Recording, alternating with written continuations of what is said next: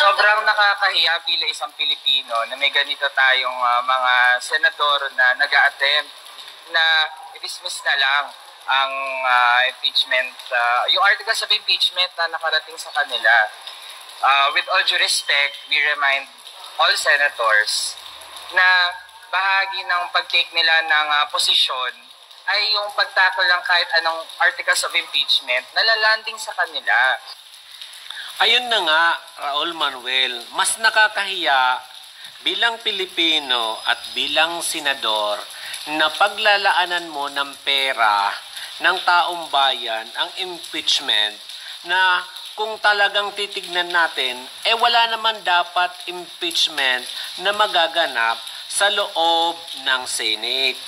Ang pera ng taong bayan ay gagastusin para sa isang impeachment na 125 million.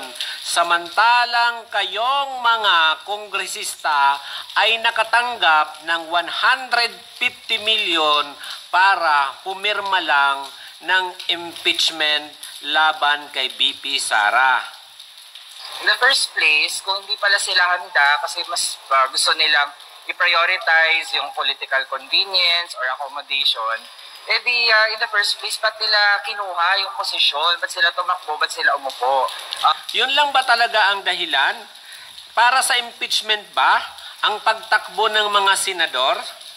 Hindi ba ang pagtakbo ng senador, ang pag-upo nila bilang mambabatas ay para sa kapakanan ng mga Pilipino, para makagawa ng batas na long-term goal na pakikinabangan ng sambayanang Pilipino?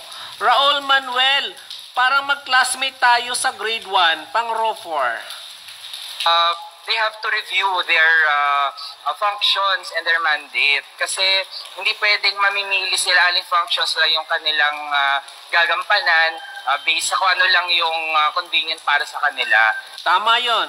Tama yung ginagawa ng mga senadors na dapat yung convenient na functions ang gawin nila.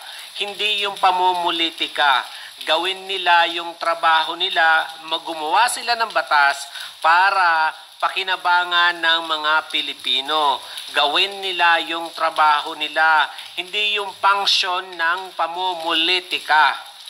So, kung dadating sa punto na isasalang in the first place na Senado yung ganun at merong magpo-forward talaga, sobrang nakakahiya on their part. Mas nakakahiya sa part nyo na talunan kayo. Mas nakakahiya sa part nyo na ginawa nyong negosyo yung impeachment dahil tinanggap nyo yung 150 million, tinanggap nyo yung pondo galing sa House Speaker para mag-file ng impeachment labang kay BP Sara. Sa totoo lang, Raul Manuel, dapat inaasikaso mo muna yung inyong samahan, yung CPP-NPA, kung saan may mga kumakalat na sakit, may mga kumakalat na mga biktima ng panggagahasa, pangmumulisya, dyan sa loob ng recruitment nyo. Yun na lang ang asikasuhin mo ngayon. Palibasa talunan naman kayo, so doon muna, focus muna kayo doon sa loob ng circle ng recruitment nyo kasi madaming problema. Follow for more, Waray Laban.